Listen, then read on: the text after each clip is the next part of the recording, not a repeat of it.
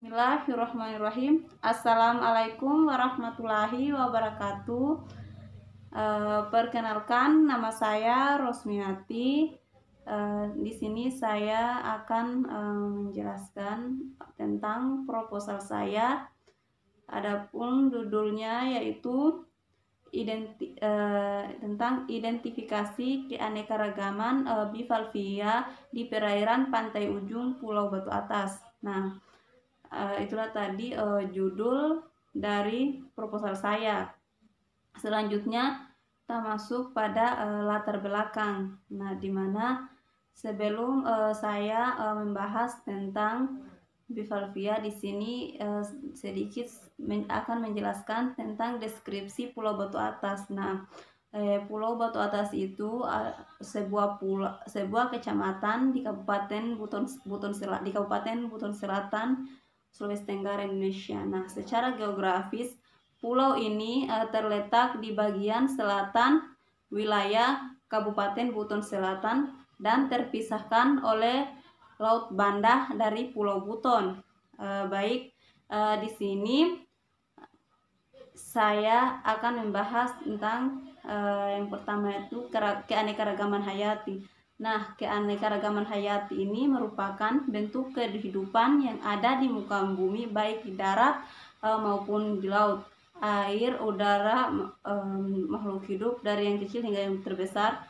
Keanekaragaman ini bisa dimanfaatkan untuk kebutuhan kita, namun tidak boleh digunakan secara terus-menerus apabila tidak diimbangi dengan upaya pelestarian. Selanjutnya saya akan membahas tentang moluska, di mana moluska ini hewan bertubuh lunak yang dilindungi oleh cangkang. Namun pada beberapa jenis moluska itu tidak memiliki cangkang.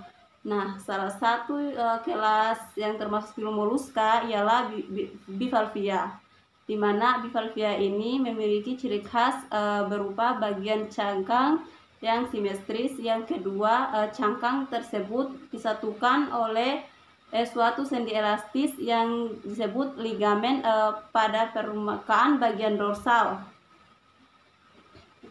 Kerang juga merupakan hewan yang memiliki cangkang dan pada umumnya berbentuk simetri bilateral dan memfungsikan oktor, deduktor, dan induktor dan deduktornya. Kehadiran kerang di suatu tempat, di suatu perairan dapat menambah nilai ekonomi yang sangat tinggi.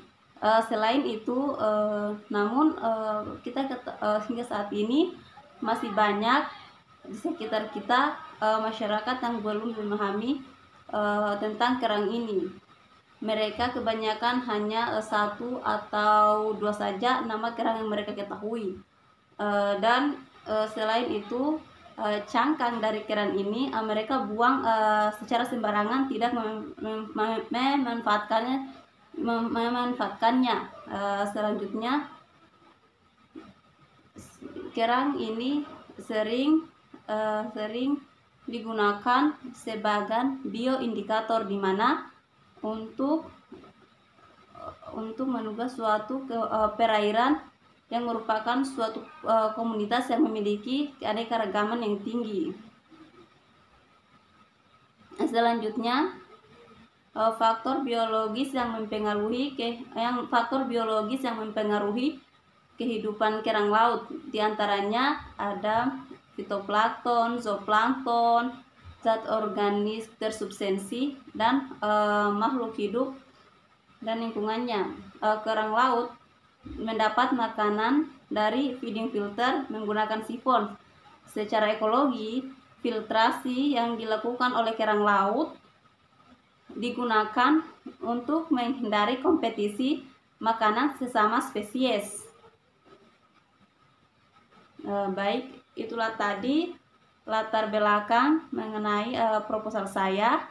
Selanjutnya kita masuk pada rumusan masalah. Yang pertama, bagaimana keanekaragaman kelas bivalvia di perairan pantai ujung Pulau Batu Atas. Nah, yang kedua itu faktor apa saja yang mempengaruhi keanekaragaman filum bivalvia di perairan pantai ujung Pulau Batu Atas.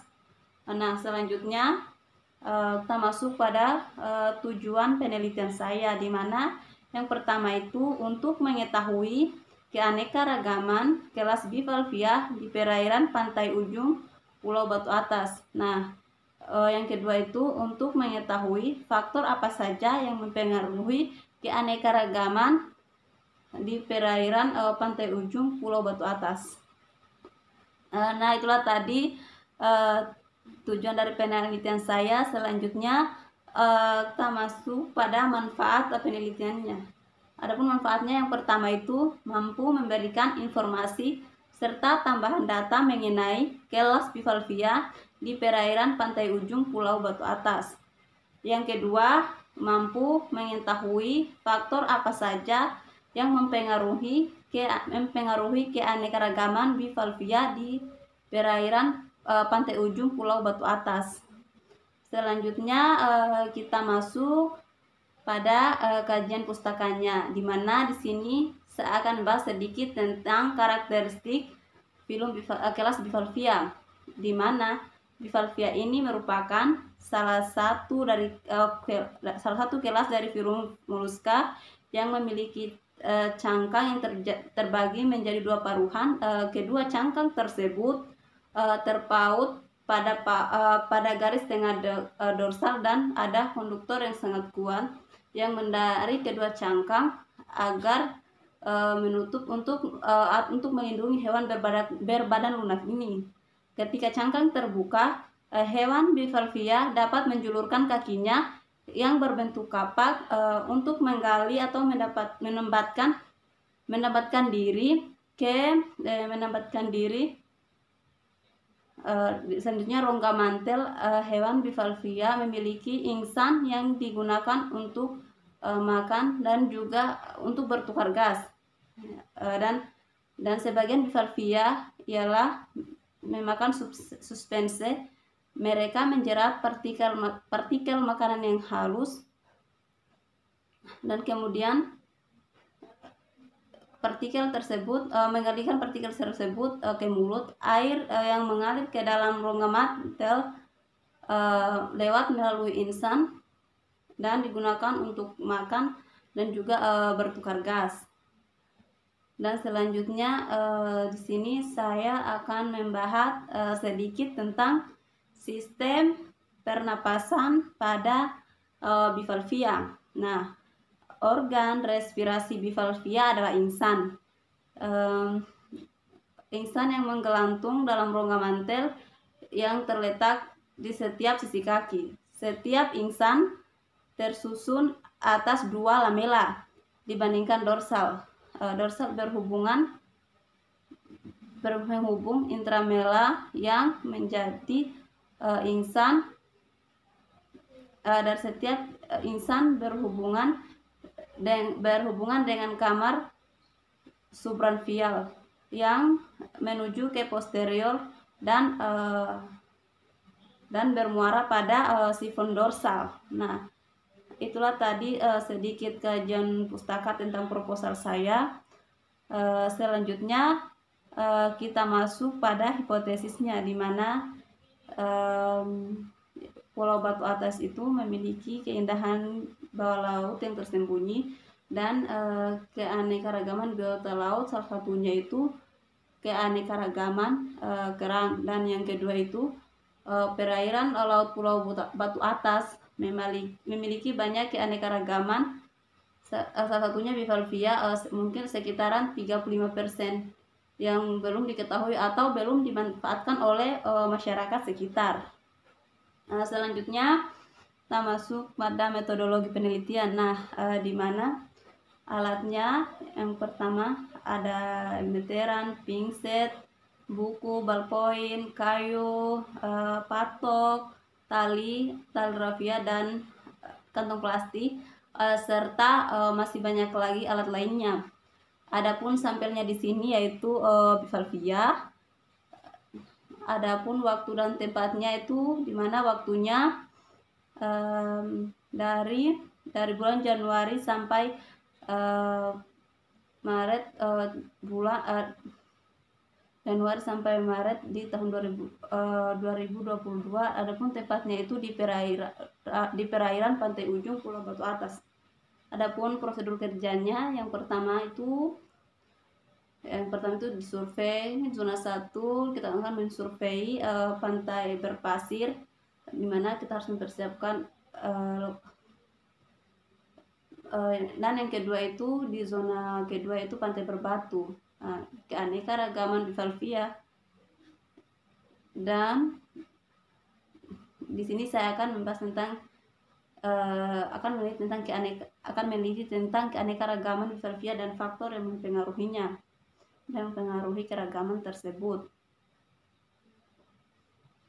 Nah, selanjutnya metode penelitiannya, di sini pada metode penelitian pengambilan datanya saya menggunakan process sampling, di mana pengambilan data dilakukan dengan cara sengaja tanpa memberatkan strata yang ada.